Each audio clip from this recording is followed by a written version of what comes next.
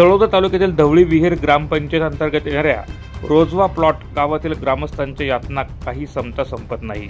गावात पूल नसल्याने येथील नागरिकांना मृत्यूनंतरही वेदना सहन कराव्या लागत असल्याचं भयावह वास्तव समोर आले आहे। गावात पूल नसल्यामुळे स्मशानभूमी नदीच्या पलीकडे असून मृतदेह वाहून नेण्यासाठी ग्रामस्थांना वाहत्या पाण्यातून जीव धोक्यात घालून जावे लागते।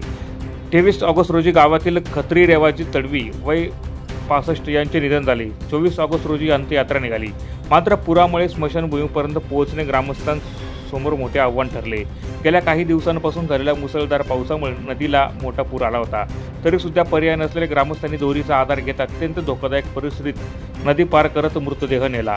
या घटनेने गावातील मूलभूत सुविधांच्या अभावाची जाणीव पुन्हा ठळक केली आहे।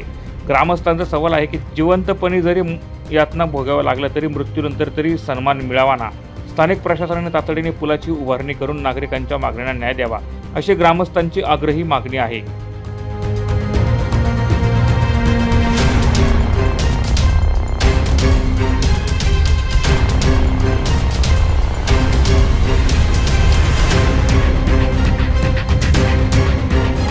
प्रतिनिधी प्रवीण चव्हाण, माझा महाराष्ट्र न्यूज, नंदुरबार।